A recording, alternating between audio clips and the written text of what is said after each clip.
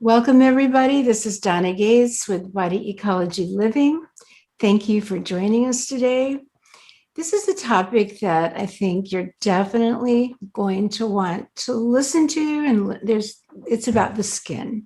And I think all of us take our skin for granted. We were born with skin, and people don't talk about their skin very much unless they have a problem, like if they become a teenager and all of a sudden they're skin breaks out in acne, then all of a sudden they care a lot about their skin. Every time someone looks at you, you're sure they're looking at that big bump on your face. So it's an important topic. There's a lot of different types of conditions that people have with, when their skin's not working or looking good, and there's all kinds of infections and just much more than just acne, in other words. So I have asked my friend Dasha, who owns a wonderful skincare line that I personally use myself and have for years, to join us today and share her knowledge. So Dasha, welcome for Thanks being for here today. I've got a lot of questions here. Thank you for joining us. Thanks for having me. Of course, I've read the Body Ecology Diet 1,000 times. It's my go-to book.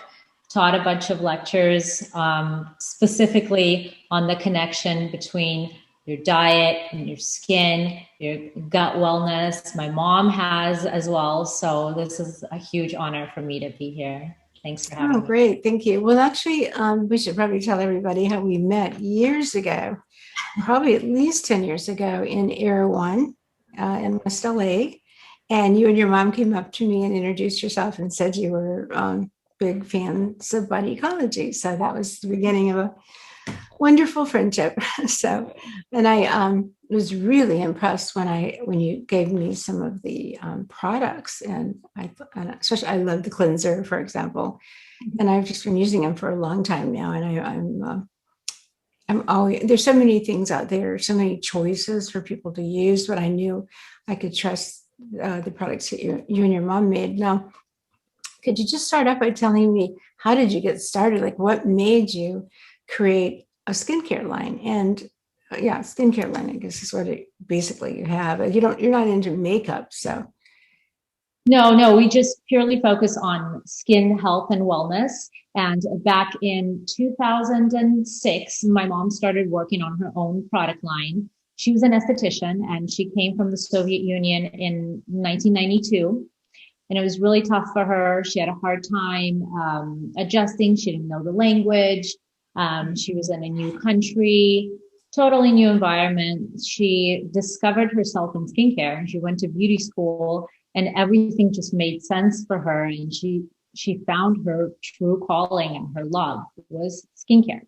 So fast forward to 2006, she started, the money that she made as a solo esthetician was very limited, and she had a hard time making ends meet and provide for me and for her mother. And we didn't have a dad in the picture. So it was tough. So for estheticians that are not working, in huge spas or solo esthetes that don't have the budget really to afford a product line, have to buy little by little here and there, do the treatments, then sell the product to make some kind of a retail money. And she was having a really hard time.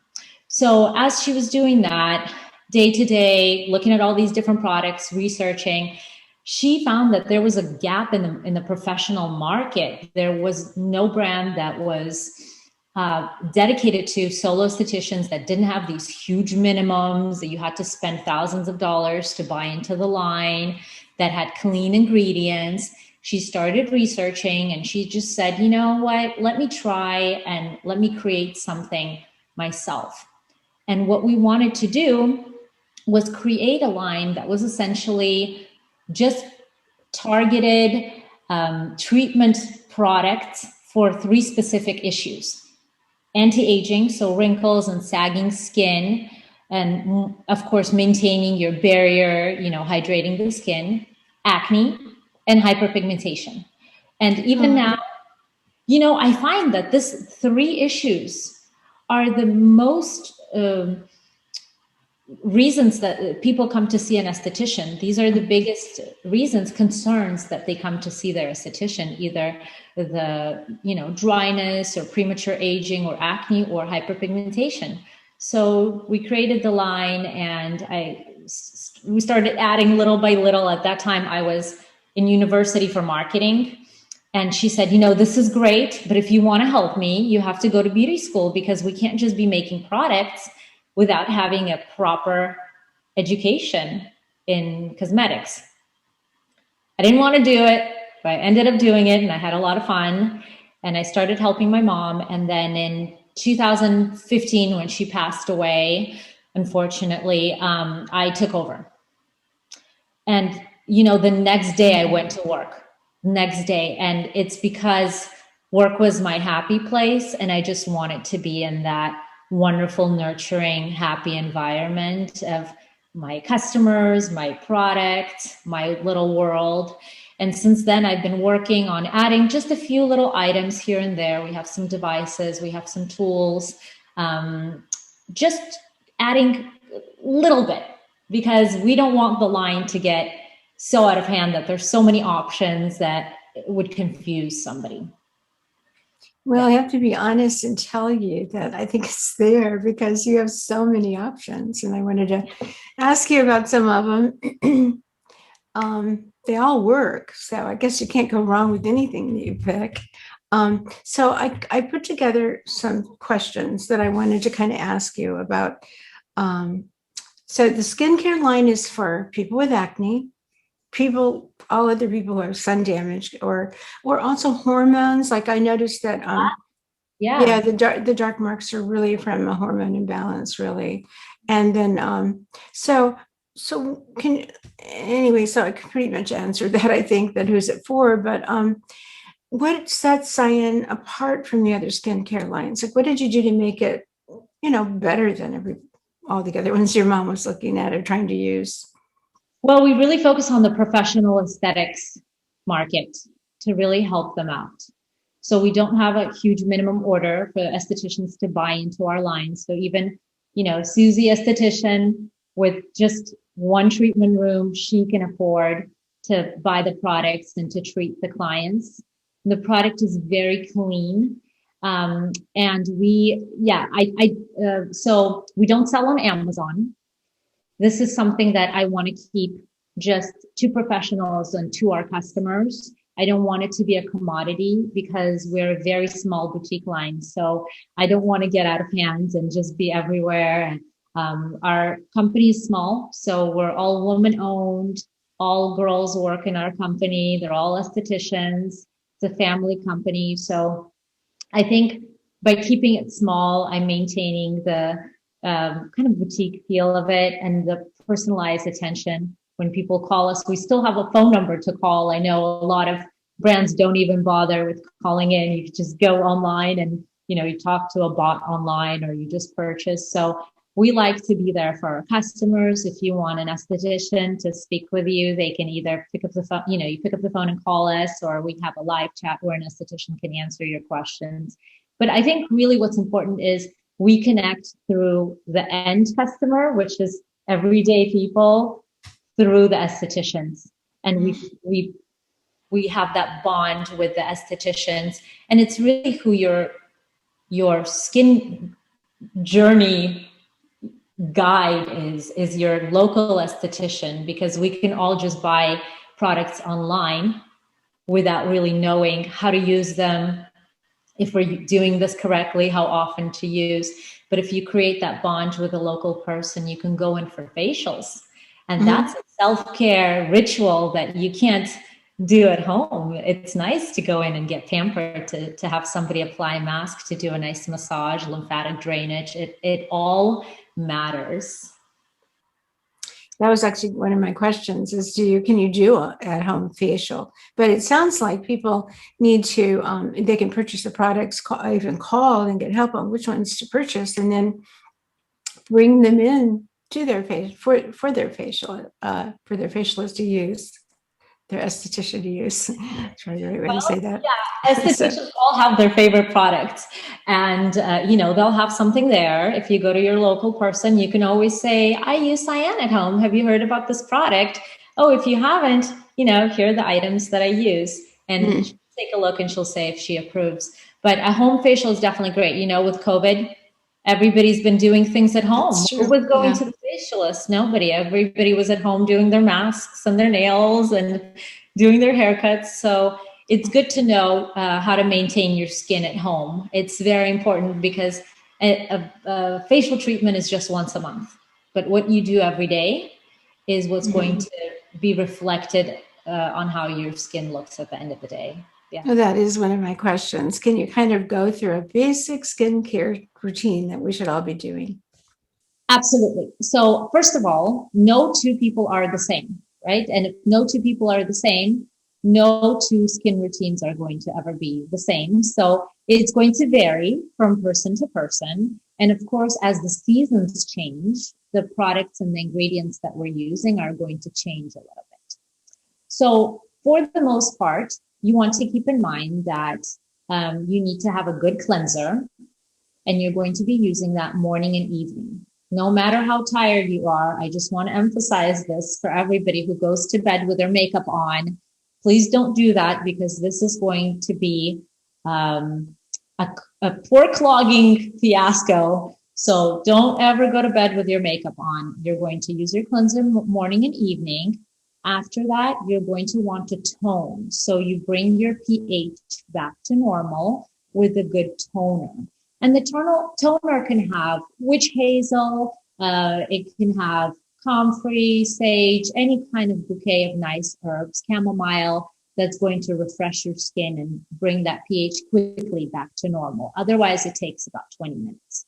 And then for the most part, a good serum and a good moisturizer. So before, back in the day, they used to say, young girls should not use anti-aging products.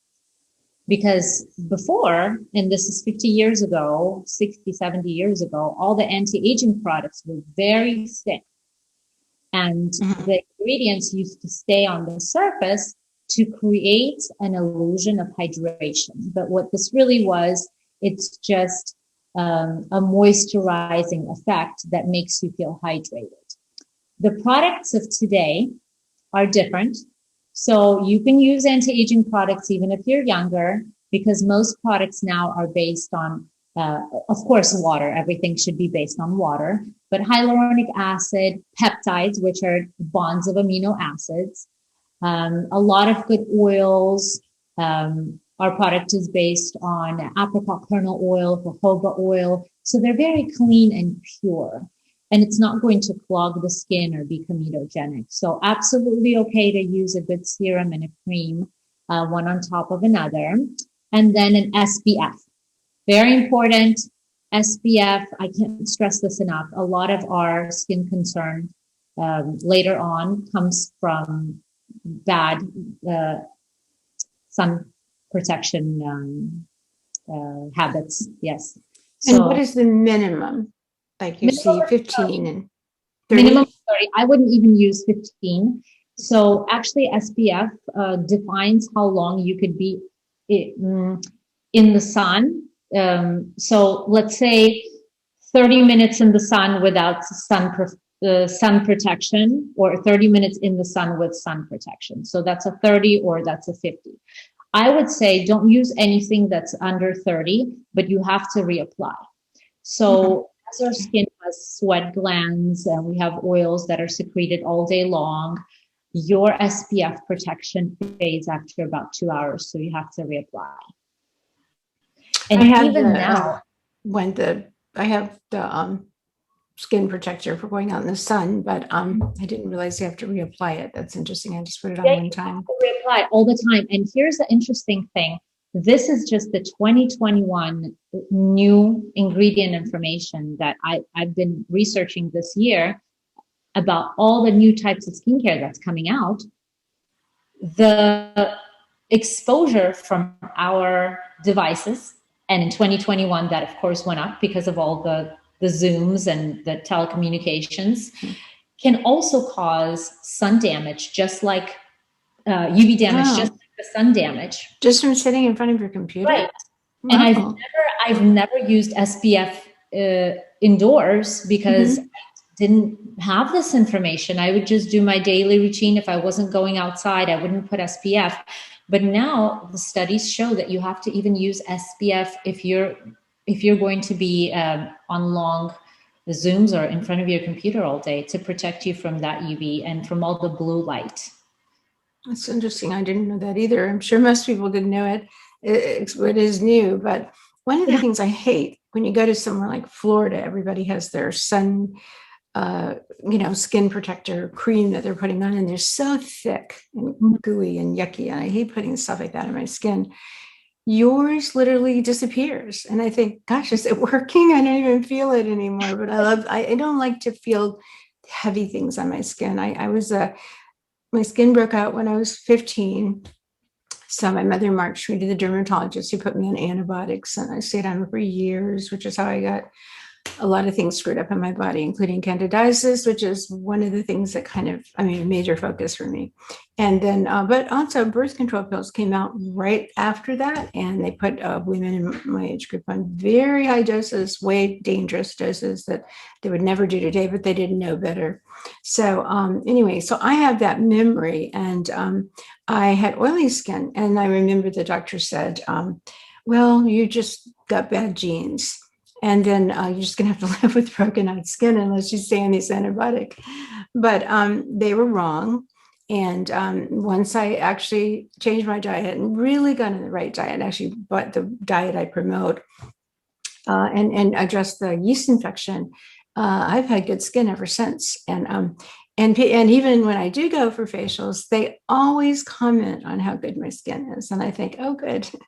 Because if anybody's going to find things wrong with it, it's going to be an esthetician who's looking under the lights and the magnifying glass and everything. So even if I don't think it's that great, and also I think most people listening know I'm 74. So I definitely, don't look, my skin doesn't look like I'm 74. So I know taking care of it from inside too. Like it's the way I eat. I believe I know for a fact the fermented foods are, because it's giving me that healthy microbiome inside. I know that we wanted to talk about the connection between the microbiome and the skin. And I was just kind of digging around and finding out that one of the most important things about the microbiome is that the gut bacteria actually influence the type of bacteria that show up in the skin. And of course, if you have healthy bacteria in your gut, you're going to have healthy bacteria in the skin. Why would that matter? The microbes in your skin. Yeah, so usually GI disorders are commonly accompanied by inflammatory responses on the skin. So like acne, psoriasis, atopic dermatitis, eczema. We can even talk about rosacea. So all of that will manifest on the skin. Usually I talk about digestive issues.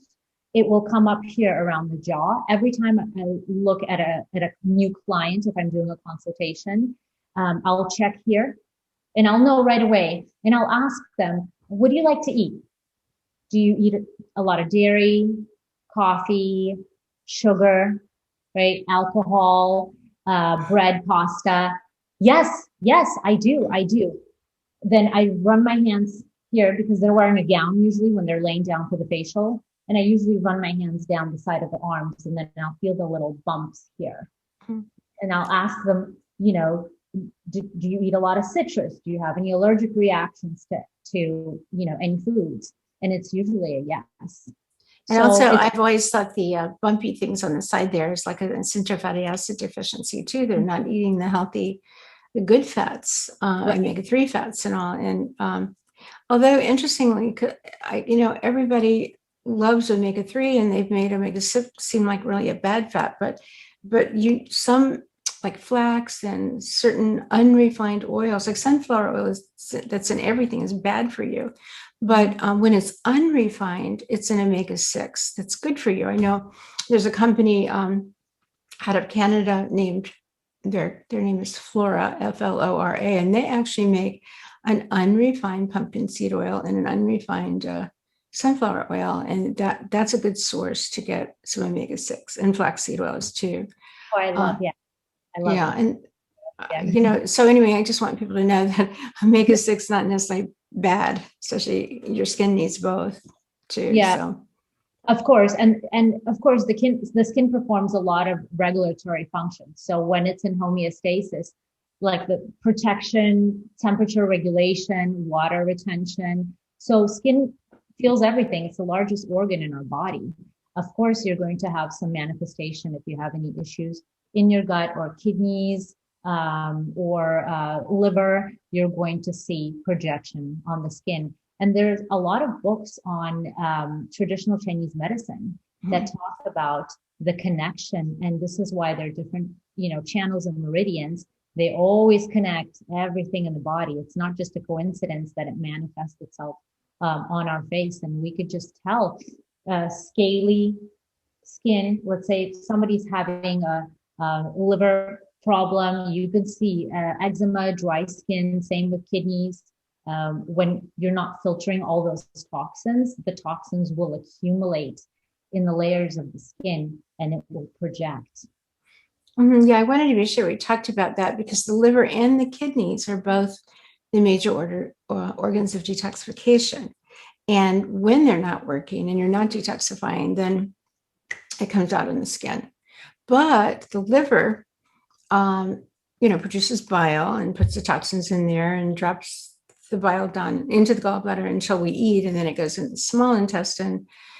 The bile stimulates peristaltic movement, and it's supposed to then help move everything on out of the body. So constipation, when I see people with that broken out line, which is kind of common. So I studied Chinese medicine first, long time ago. I was macrobiotic for 8 years. And one of the things I learned was that you can see what's happening in the body on the face.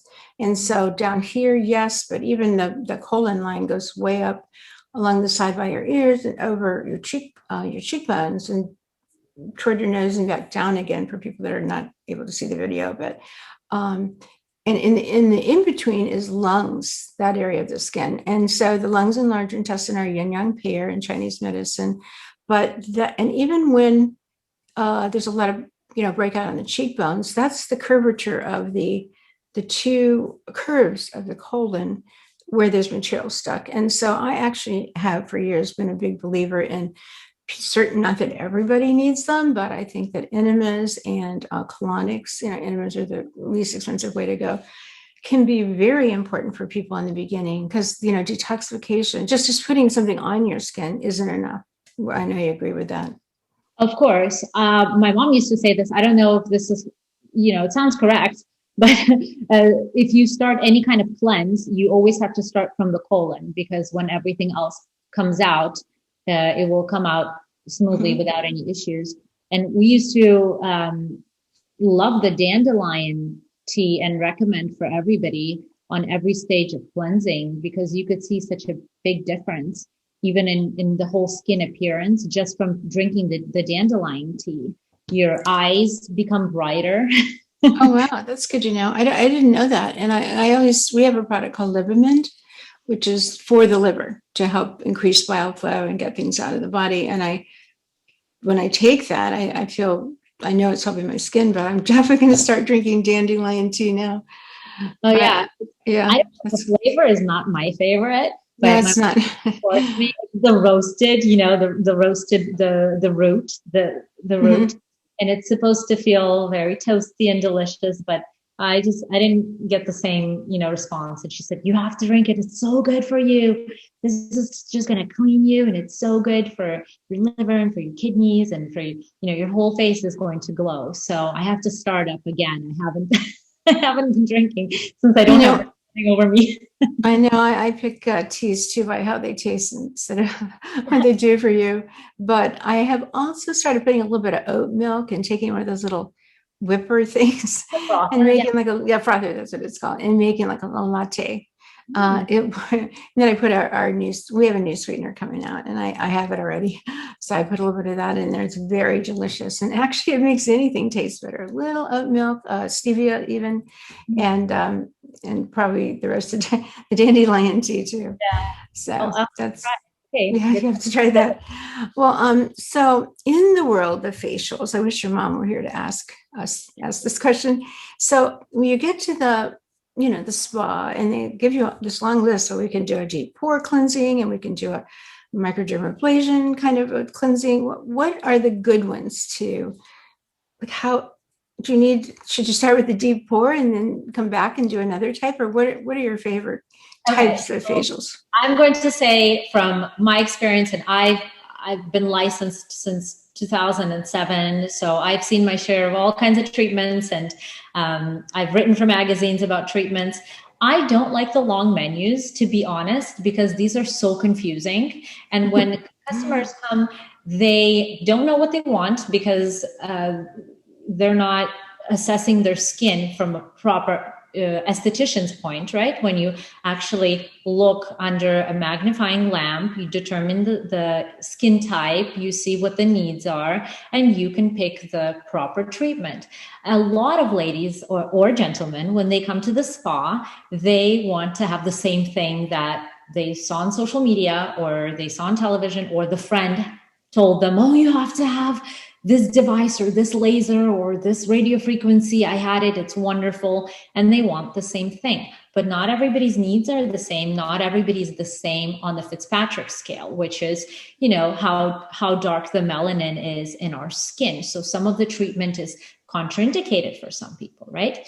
So in my opinion, instead of making these long menus, estheticians should have a custom treatment after assessing the person's face and decide what that person needs. Let's say it's an hour and a half treatment or an hour treatment, and she does everything she thinks is correct for the client. Personally, I'm not a big fan of very abrasive methods or anything that's going to ruin your skin's barrier, going to dry your acid mantle, rip through the skin, anything that's going to need any specific downtime. I like more hydrating, plumping treatments, stimulating. So there's actually a methodology called corneotherapy. Did you spell that? Corneotherapy. Oh, cornea, like the eye cornea? Oh, okay. Cornea. So this is going to hydrate and protect your skin at any cost, avoiding abrasive treatments for the skin. So I like to believe all the facials should be, cleanse enough, right? So there should be a good cleanse, a good exfoliation, gentle, not enough to make somebody very dry or very red. I love massages. And massages will never go out of style, and they will never go away. And this is classic from France, from Europe. A French facial is a good 25 to 30 minutes of facial massage. And believe it or not, yes, that can include lymphatic drainage, that can include facial cupping. And now 2020, 2021, the big thing has been buccal massage. What is it called? Say it again. Buccal. Buccal. So what they do is, wearing gloves, they go inside the mouth. Inside the mouth, and massaging the insides of your cheeks, massaging all around the mouth from inside the mouth, which is going to bring circulation to that area, massage out, plump out the lips, and just really create that nice contour of the face. So there's so many different massages you could do, and you don't need any fancy equipment for it. I love microcurrent, which is a stimulation to the muscle, and that's going to tone our face upwards. Once in about 3 weeks is wonderful to have microcurrent. It's good to have a series of 6, and after that you can kind of back off and have less with the device. I love radio frequency, and radio frequency is a heat-based treatment which is going to warm up your collagen fibers and stimulate it and plump it up. So radio frequency you can do anywhere on the face. You can, you can do the sides of the neck, the whole entire face. You can do even the body. And radio frequency tightens the abdominals, the arms, and I love LED. And this is one of my favorite modalities. I have a panel at home and I just lay down under it, and LED is wonderful for creating that blood circulation, nitric oxide release, wonderful for jump-starting your collagen and for penetrating products. So the way that we like to do the LED treatment, you do all of your cleansing, your deep exfoliation, several masks, massage, microcurrent, radiofrequency. And then when you apply a wonderful mask or a serum or a cream, you put the LED panel on top, let them sleep for 15 minutes. When you take it off, the face is just glowing. Then you're going to take some, you can do a mask at the end, or you can do nice icy massage. We have ice globes that are wonderful tools. You put them in the freezer. And after hot, when your face is really plump and warm, you take this cold and you just do a cold massage, and that exercises your muscles again and really helps diminish any of those under eye bags. And spray with your SPF and you're all good to go. Easy peasy, hour-and-a-half treatment and no downtime, and you're not, in pain, and you're not doing anything risky to yourself and sloughing off a whole layer of your skin and then sitting at home, punching yourself. Why did I do that to myself? I just want it to be beautiful. And now I look, all red and inflamed. So everything in moderation. Well, run by that, like sort of summarize all the steps ending in the cold. The cold is the last thing you do before you spray your skin with the SPF. So which red light LED do you use? So interesting. I'm going to share this with you. I'm actually married to the son of the owners of Lightstim. So that's, if you're familiar with Lightstim. I have a Lightstim. Oh, unfortunately, I do. I picked it up at an A4M conference. Oh, awesome. Yes. The woman that called me, I was so convinced it was great. I bought like 5 of them and gave them away. But the one I kept for I don't think my sister ever used the one I gave her. She never does anything like that. But I loved it. And then I kind of lost in a move. And then I brought it back out and I was so excited. I loved it. And then my daughter came to visit and she took it away. So I need another one. But my up with a Lightstim and yeah, they're really I think it's like 660 and 860. I mean, whatever those wattages are on there are as strong as the Juve light. And I actually do have a Juve light too, but I love the portability, the smallness of the Lightstim. So you just reminded me, I got to order another one. I'll definitely send you one, and I'll connect you to my in-laws if you want to know more about Lightstim. Oh yeah, we like to put it up in the website because it is wonderful. I mean, yeah, get to know the technology. They have a multi-wave technology.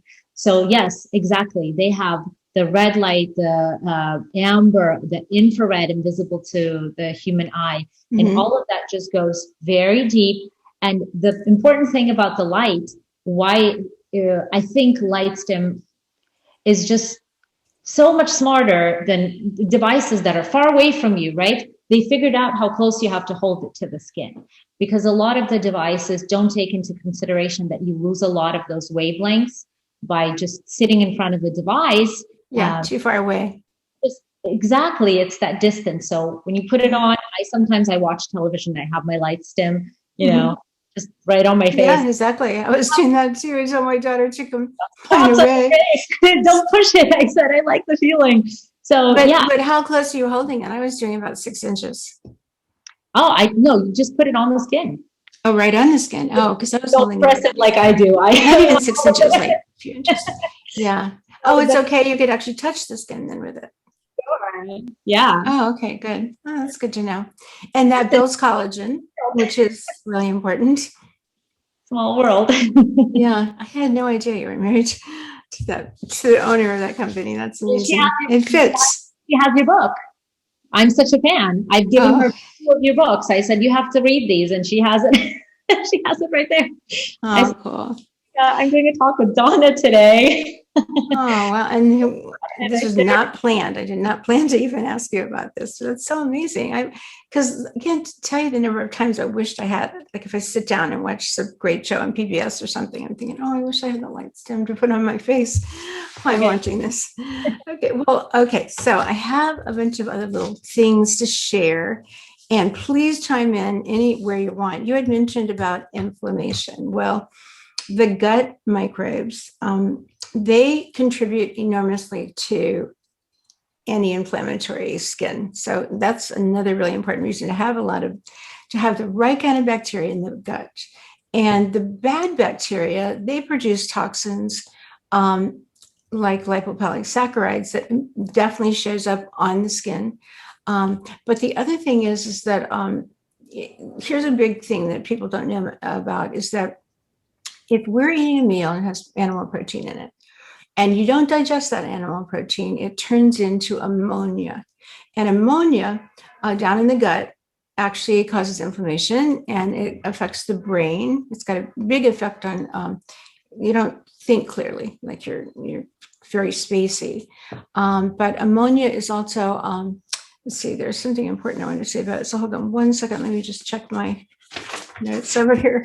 I'm sitting here with all these ideas pop in my mind. I've got to, oh yeah, what I wanted to say though is getting back to the undigested protein, people need digestive enzymes. So many people just simply don't make hydrochloric acid. As they get older, they definitely don't make hydrochloric acid, even if they did before. And so I think, I mean, there's a connection between taking digestive enzymes and having nice, healthy skin. We have a product we have digestive enzymes, but also the protein goes into the stomach, partially digested, then it goes into the small intestine where the rest of the protein, it's finished. Digestion of protein is finished in the small intestine and then goes into the body. So you need hydrochloric acid and you need the pancreatic enzymes for that. And then also chewing, like a whole lot of people, and even I'm really bad at this. I have to stop and say to myself, chew, pay attention to how chewed it is. I think it's part of our fast culture, but that if it's not chewed, then the protein gets down into the gut and creates this ammonia, and that's definitely going to cause inflammation in the skin, the brain, but also like you can feel pain, muscle pain, weakness, nausea, and everything. And getting back to the kidney and the liver, these ideas are starting to pop back in my mind. So they're both filtering organs and they're very critical for detoxification, but the kidney and many people today, they're forming a lot of kidney stones because they're eating a very high oxalate diet. The popular diet right now has cashew milk, almond flour, so that it's, legal paleo or whatever, legal keto, whatever.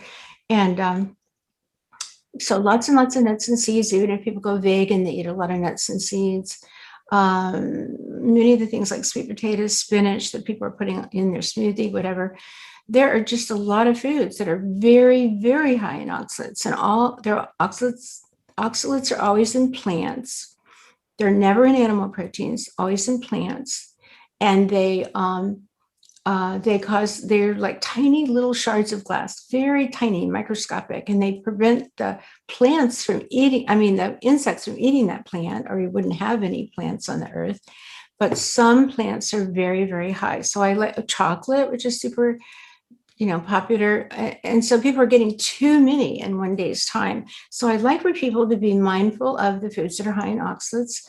Don't eat those foods, or just maybe a very occasionally, because they're causing kidney stones. And then that is another reason why your skin is going to not look very good. It can't filter with a bunch of stones in it. And you don't know you have stones forming in your body.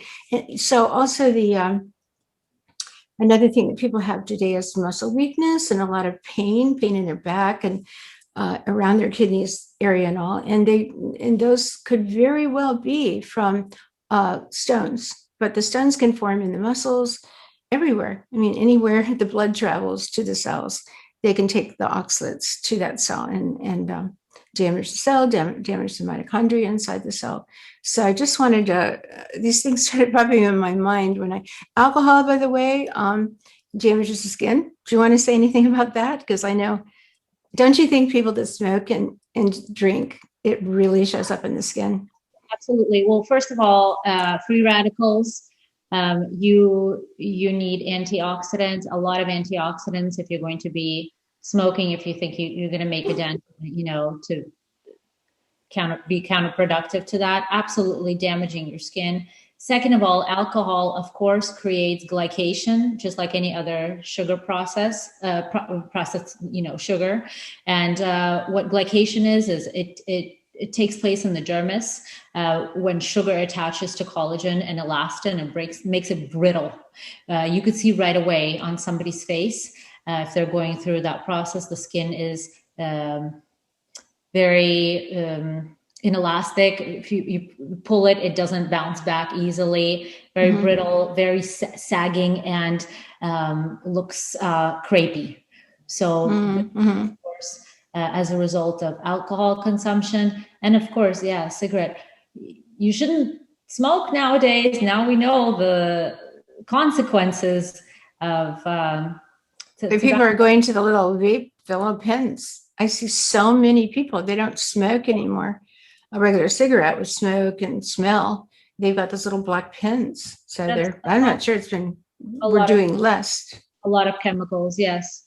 There's a lot of misconception. Even kids are now smoking it because people are saying that's a lot better than cigarettes. Why don't you smoke this? When the best option is just to not smoke anything. So many. Don't get started. You can tell that to a kid. Oh, well, let's talk about kids. I know my assistant, she said, be sure you ask Dasha. She has a teenager. She has triplets, actually, 2 boys and a girl. The girl's got beautiful. She's very pretty. And of course, she's a dancer and all, and she's concerned about her skin. Of course, she's gone through those teenagers and now it's fine, but she's always taking care of her skin. And so I'm supposed to ask you, what would a teenager do? What kind of routine would you have a teenager start on? And how early would you start? Like, say you have an 8 or 9 or 10-year-old daughter, would you start teaching her how to take care of her skin that early? This is very interesting. I just wrote an article for Dermoscope magazine about Generation Z. And Generation Z is current teenagers. And believe it or not, they know more about skincare than we ever knew in our teenage years. Survey said most 14-year-olds already have a proper skincare routine, believe it or not. And these kids, first of all, this is not my favorite thing, but they get a lot of information from sources like TikTok and Instagram, yes. Right? Yeah. I wouldn't recommend you get your skincare tips, from TikTok, because a lot of it is do it yourself. Here's some lemon and here's some yogurt and make this mask. Or even worse, they say mix this glue, mix the glue with charcoal, and it's the things that make you cringe. Those are the girls that are so pretty, and then they're showing you how they put the makeup on and what they do to their skin, and they have like 53,000 followers. Right. And now 14 don't look like we did at 14, and they have all the knowledge, and even the filler and Botox kids are starting to get as early as 18, 19 years old. Wow. Yes, because of all the unrealistic filtered photos that are on social media. So this is a negative part of it. Of course, you have to teach children the proper skincare routine.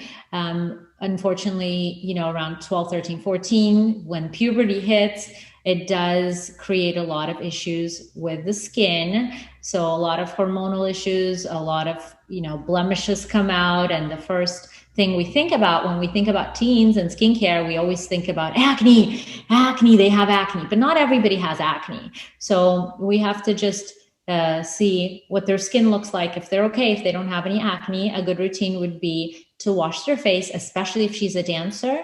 I would recommend she carries with her a cleanser to her dance practice. Right after she finishes, she needs to wash her face. And this goes for everybody who's in sports. All the kids that wear helmets for sports or baseball caps need to wash their face right away, because proper hygiene is very important right away, because in that sweaty environment with that same helmet that they wear every day, bacteria is going to grow, and that's going to cause little, blemishes around the hairline that they are going to try to fight later on. And you don't want them to go down the antibiotics and all of that. So that's interesting. You made me, that was going to be my next question. We don't want to leave the men out. We don't want to leave the boys out when you said sports and helmets. So probably you want to send, at least if you're watching on the sideline, stand over there and wipe their face off. Just say, oh, you have a lot of sweat. Let me wipe it off. And then spray again. My little SPF spray is like a little bottle. It's not that big to carry around in your pocket.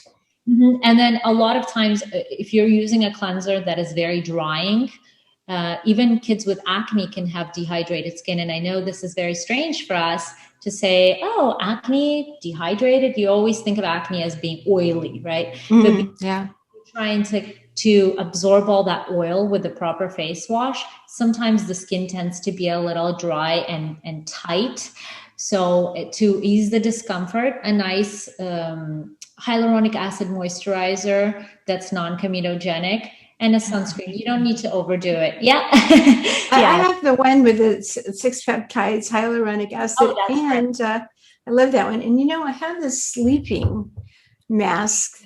Yeah. Like stem cell sleeping mask. Yeah, I like them all. I mean, it's hard to pick because I think, oh yeah, I'm doing sleeping mask tonight. But I always put on the hyaluronic acid every single day. And then put other things on top of it. Like I began to realize, hey, I could probably layer these products if I do. Because I thought, which ones do I use? And then I thought one day it hit me as I'll do this one and then I'll do this one next. So do you mind telling us how to layer them? Because I'm just sort of guessing here. Oh, correct.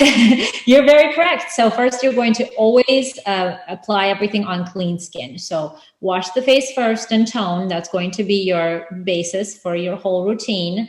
And if you're doing a mask, make sure to wash it off. I don't recommend you do a mask or exfoliate more than twice a week, because that's going to diminish your acid mantle and diminish your natural oils and expose your skin more to elements. So this is better to keep to twice a week. And for layering, you always want to go with thinnest product to thickest. So you want to do serum to cream. And usually the serums are the lightest product. It's water-based, hyaluronic acid, and then all the peptides. This is going to get absorbed quickly, so you don't feel any residue. It shouldn't be more than a drop or two. When you're pumping the product into the palm of your hand.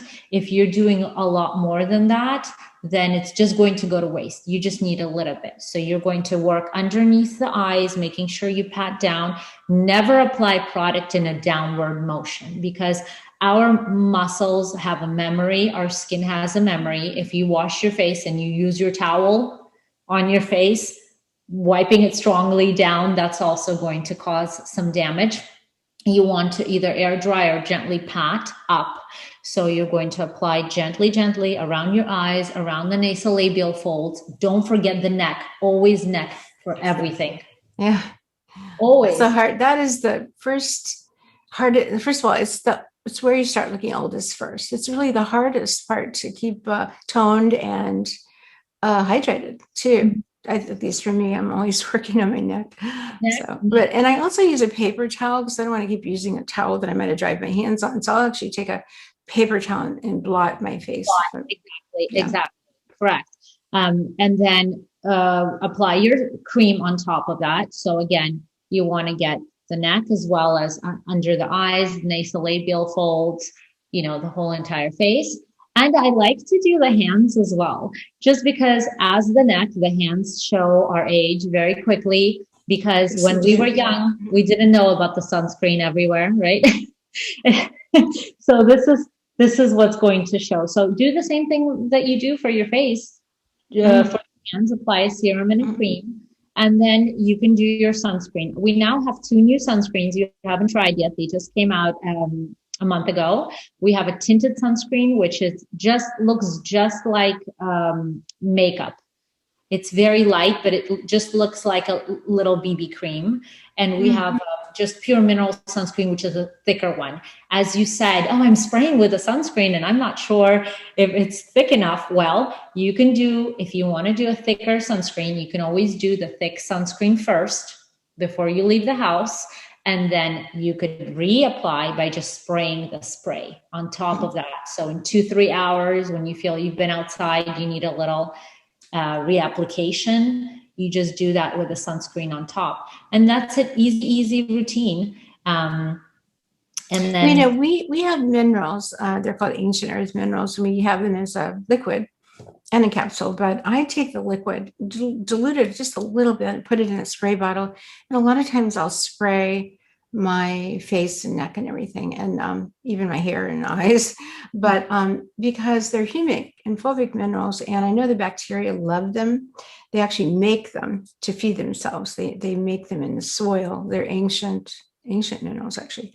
So I have found, because they are more than minerals, they actually have amino acids in them. So I like doing that too, and it feels good. And also, if I've got to spread something on, it spreads on a little bit easier. It's very smooth if I do that.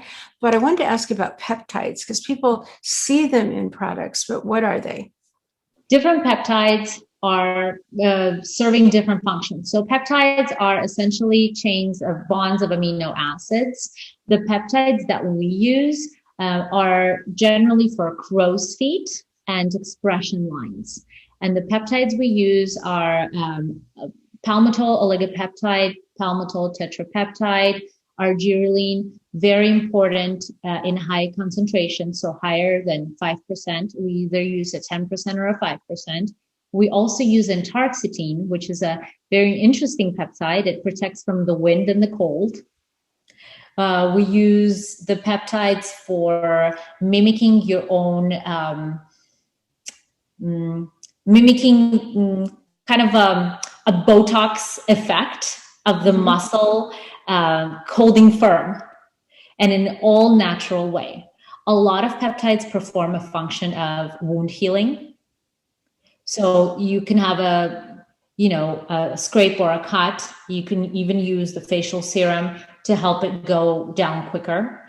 Even for stretch marks, you can use peptides, and that's going to help stretch marks kind of come together, become a little bit more tighter.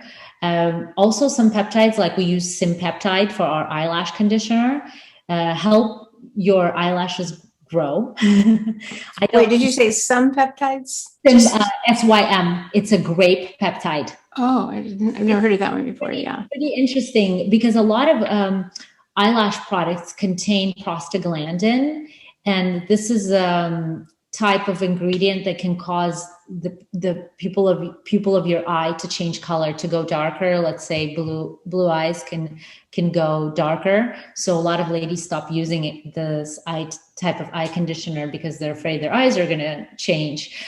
So the grape peptide is very safe. I like peptides because they're safe. And Latisse isn't that one that they sell in a lot of doctors' offices. But that's for growing your eyelashes to this long, skinny, artificial looking length. I use it. I don't know if you can see my eyelashes.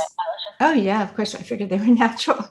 Oh, they're natural. Yeah, I just use you use the peptides, or you use Latisse? I use the peptide. No. I use my own peptide one. I could send you one. Oh, please send me one. Yes. I always buy them. The ones I'm always putting them on, hoping they're natural. They're supposed to be. I don't always see much from them, but I love peptides. So this is very cool. I'll send you one. Yes, I'll send you. You're going to love it. Yeah, I will. I'll tell you the problem with some of these ingredients that are out there. It's not, maybe it causes a reaction right away and something happens, like hyperpigmentation goes away, usually with hydroquinone, or lashes grow very fast with the prostaglandin. The flip side of that, it could be an irritant. So some of the ingredients that provide a very quick result, they could cause allergies. A lot of people are sensitive to certain ingredients. And nowadays that the plastics are everywhere. There's a lot of pollution everywhere. We have become hypersensitive to every little thing, to the fragrances, the colors, artificial ingredients that, just irritate day in and day out, because this is a product you're using very close to mucous membrane, especially, skincare that you put around the eyes, that you put in very, very sensitive places on your face. It all can give maybe atopic dermatitis. It could give eczema. Every day you see the girls that are hairstylists, they have a lot of problems because they've been inhaling a lot of chemicals and fumes. What about your mascara though? Can you put the peptide cream, what is it called? It's like a lash grower or conditioner? It's called what? Dasha Lash. Oh, good. Easy to remember. So you put that on and you do that at night. Can you do it in the morning too? It doesn't matter. You shouldn't do it in the morning. No, just once a day is fine. Once, okay. If you do it twice a day, it won't grow faster. You put it, it's a wand that's kind of like an eyeliner, and you just line the top of the lash, and that's it. And you don't even touch the actual lash. You touch the base of the eyelashes. Okay. And then mascara? And then you could just do mascara in the morning. Sure. I use mascara. I use this mascara. It's called Better Than Sex. It's water. I have that one too. My assistant sent it to me. I'm sure it's not healthy, but it does really, I don't have it on right now, but it works well. Yeah, it doesn't cause me any issues, and I'm not going to be going in and getting any eyelash extensions. I'm not fancy like that, and I don't really, I'm a homebody. I'm not I'm not going to be laying there for 2 hours to get eyelash extensions with some kind of glue that I don't know anything about. So then just go to the market and stay home. Well, I know two people that have gone and gotten them and they've actually lost their eyelashes. So that's a no-no for sure. Well, gosh, we didn't talk about men. We don't want to forget them. And also for sure, dark spots, because that's a big one. I'm sure everybody in the beginning asked about what would you do if you have dark spots, especially I'm trying to think where people get them. Women get them, especially after childbirth, because of their sudden shift in hormones from a lot of progesterone. It drops, and then they're estrogen dominant. So that is a cause of the melasma, the dark spots on the skin. Now, can that be corrected? Or are you talking about more like about dark spots from the sun? Both. And yes, melasma can be corrected. And there's a lot, the hormonal pigmentation doesn't just end at melasma. Sometimes you see a little mustache. Yeah. And that could be from years of birth control, and it just all pops up here. It would be here, and then a pregnancy mask around here. And especially if you see on the left side, driving side, melasma seems to be stronger because the sun hits here, and UV actually exasperates any kind of damage to your melanocyte. It brings it up more to the surface with the UV. So yes, it can be corrected. Different types of pigmentation, of course, hormonal, then there's PIH, and that one is after peaking acne, let's say it's post-inflammatory hyperpigmentation. That could leave a lot of spots. Also could be after, let's say if you have, I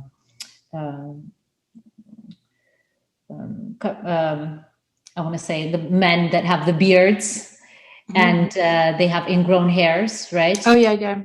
All of that can become very dark, and that's also hyperpigmented, and from the sun, all the sunspots. The answer that we are going with in our line is alpha-arbutin and kojic acid. This is natural alternatives to hydroquinone. And this is made from a flower. It's the Rumix occidentalis extract from a little flower that grows in Canada.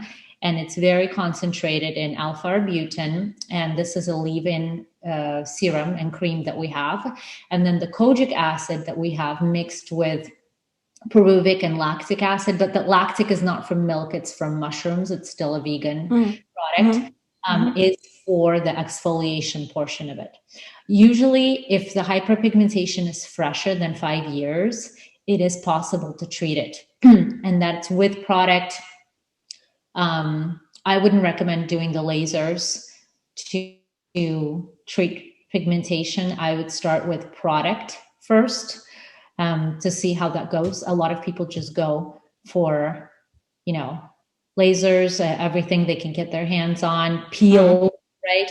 And peels. So do you like peels? That would be in that category you were talking about in the beginning, where you're taking off the surface of the skin. So no to peels. It doesn't align with corneotherapy. I've seen some peels that have beautiful results. Personally, it's not something, we don't make peels in our line, just because I do want to stick to hydration and restorative product.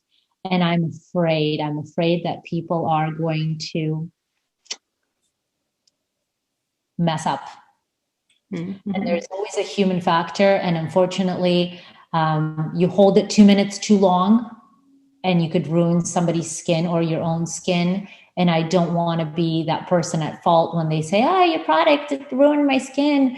And then we have to go through the steps. What did you do with it? Did you mix anything with it? How long did you lay with it? Some people put on a peel that says 1 minute and they keep it for a half hour and they lay under a panel to bake it, an LED panel. What are you doing? Not in the directions. So I just want to be safe. I've seen some peels. If you're doing a peel, you have to go to a medical practice that has a doctor on board that can supervise this type of treatment. Very deep peels, TCA peels, can need downtime. You need 5 days, 6 days, and you need to know how to treat it. So of course, no picking the skin. Some people pick the skin when it falls off, do all the wrong things. So just go to your esthetician and she'll tell you what you need. Yeah, but I'm not a huge peel fan. Good to know. It's really day by day and starting as soon as you can, but let's not leave the men out, and then I'll let you go. But I want you to tell us how we can get the products, how we can reach you. But let's talk about the men. Everything you said for women, is that true for men too? Yes, we had a men's line. So men's skin is just a bit thicker, and men have wonderful oil production, wonderful, thick, good collagen. Men don't ruin their skin with makeup and all the things that clog the skin. If they get in the sun a lot. Yes. Without protection. I think that's probably their biggest mistake. Yes, the sun is always an issue. We had a men's line. It didn't really do that well because I don't think men are that into it. And the men that are into it, and this is from personal experience, some of my closest friends who are skincare experts, who are men, swear by women's skincare product. They say, I don't want to use the men's stuff. I'd rather use this women's product that is I don't see why that wouldn't work. Well, what about, we don't want to leave out people of color, like African-American women. I have a big thing about the way they eat, most of the culture, and because money is an issue too, but they just awful food and tons of really bad vegetable oils and so on, and processed foods, but especially those vegetable oils. And I think it's just devastating for them because their ancestors in Africa, for example, used coconut and palm oil, which are very different from the oils that they're eating. So I really I want people to start specifically looking at the genes of African Americans and beginning to help them more with personalizing their diet. But what about skin? Skin, you have to be very careful when treating skin of color. Those higher on the Fitzpatrick scale, 5 and 6, that have darker skin, can have a predisposition to keloids. And this is for everybody who's doing any kind of invasive treatments. I don't recommend laser or peels for African American skin. It's sensitive. And sunscreen, of course. Before, everybody used to say, oh, dark skin doesn't need sunscreen. That is absolutely not true. You also need sunscreen, sun protection, very gentle product, no hydroquinone when brightening. A lot of the pigmentation problems, like PIH, the post-inflammatory hyperpigmentation, a lot more noted in African Americans, especially we were talking about all of the, issues with male clients where the beard gets all the ingrowns. It's a lot harder to get rid of that hyperpigmentation after the ingrown hairs, folliculitis. So that's really hard. Sometimes in the back of the scalp where there's ingrown hairs, especially for the men, it's hard to treat the hyperpigmentation. I usually recommend, so all of our product is designed, I'm glad you asked, for ethnic skin of any ethnicity. We don't have any, so I'm going to tell you actually what we don't have in the product that makes it wonderful for everybody is allergens. So artificial fragrance and color is what bothers skin of all ethnicities. Asian skin is very reactive to it, to the fragrance especially. The color, we don't have any artificial color in our product, and it's all hypoallergenic. So you want to pick something very mild. And if you're going with a product that's corneotherapy approved, hydrating, milky, calming, you're going to be able to target everybody. For African American skin, I say stick to a good routine where you can cleanse, tone, mask, and moisturize. Avoid the sun, avoid any peels, avoid any laser, unless it's been marked okay for a specific Fitzpatrick number. Mm-hmm. And what about supplements? Like I know biotin and all the B vitamins are important, vitamin A, just everything. We need all the nutrients.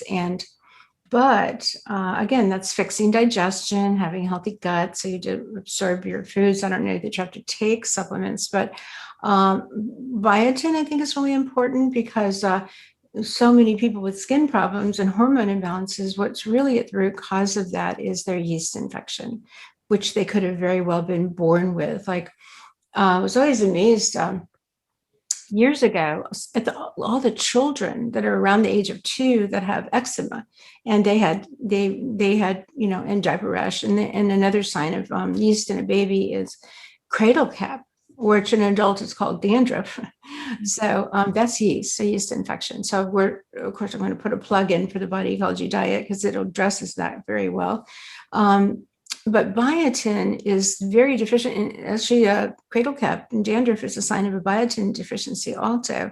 The yeast consume the biotin, so you become very deficient in it. And the biotin is important for keeping them from going to that form just before they grow tentacles. Once they change into a pathogenic form and grow tentacles, that's when they're really dangerous. And the biotin, so they consume biotin because biotin is that an important nutrient that keeps the yeast from going into that the tentacle stage is the best way to probably explain it. But the big question is collagen, because everybody is talking about collagen. Do you tell people to take it? And so I see that some products have 1, 2, 3, 4, 5 collagen, and I always heard that it's like, is it 1 in 3 that's for the skin, or what are you telling people to do for collagen? Usually collagen. So about the vitamins, you have to be careful with some of the hair, skin, and nail vitamins as they're marketed. If there's too much of the B group, some people have a reaction and they may become acneic because of the B. I'm not that sold on the collagen. I like taking hyaluronic acid, like 200 mg is fine, and that's good for your joints and good for your eyes and good for skin lubrication. Take it as a supplement. Yeah, as a supplement. Take it internally. Collagen, I believe it's 2. I haven't taken for a while. I've taken a little bit of the powder, and I'm not really sold on it. I've heard, back in the day that you can eat things like, pig's feet and, chicken feet and all of that to get all the collagen, but I'm not really into that either. Well, I know you can put, let's say you're making a broth, a soup, chicken soup. Yeah. You can put a chicken foot in there while it's cooking and simmering and everything. And then when you pull it out, which you definitely want to do, it's very ugly looking, but it's got tons of collagen in there naturally, which I think is better, definitely better to get it in our diet than to go out and buy a supplement like that, powders. Yeah, all the powders, if you are taking all the powders and all the vitamins that you're supposed to take after reading, a bunch of informative literature on what you're missing, then you're just going to be taking powders and supplements. But yeah, I do believe in that it exists in all the edible items. And I don't know, I really haven't been fond of taking the powders. I've just been more of I think people do have to be careful because the yeast, if you have a yeast infection, which so many people do, they'll take the collagen and make oxalates from that. And Trudy Scott actually has an article on her website where she talks about collagen lowering serotonin, either lowering it or raising it. I forget which one, but she, it definitely has an effect on your serotonin. So that's Trudy Scott. She's a specialist in anxiety. And I should go back and read that. But I was kind of surprised when somebody else came out saying, everything has a front and a back to it. I always try to tell people there's no perfect anything. And so it might be good for you.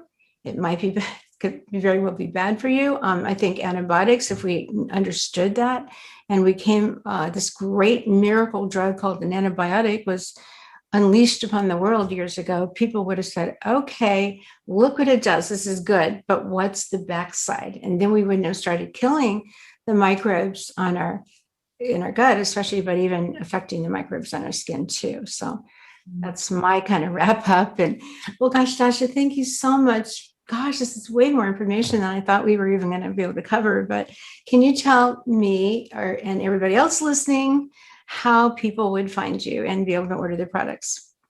Our website is saian.net. That's SAIAN.net.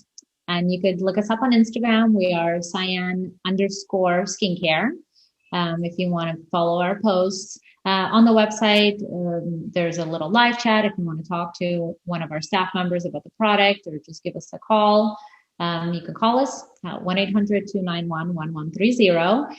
Wait, say it again. 1-800 don't call anymore. That's why I just breezed through it. Yeah, well, they don't really. But they might have a question. 291-1130 if you want to talk to an esthetician and find out a little bit more about the products.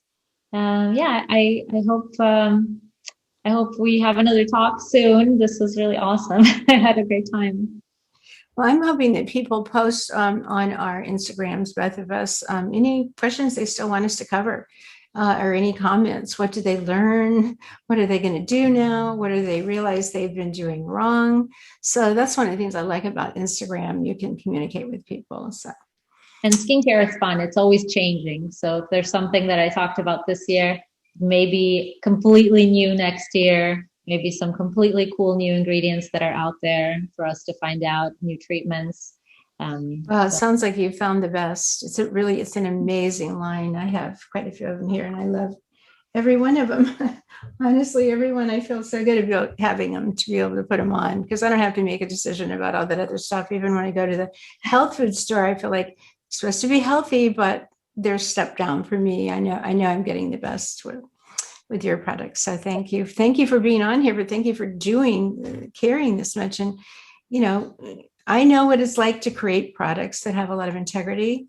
And so I know that's why I probably really appreciate what you're doing more than some people would, but thank you for that too. Oh, thank you. Thank you. It was a real honor and a lot of fun to talk to you today. Thanks, Donna. Definitely. Thanks.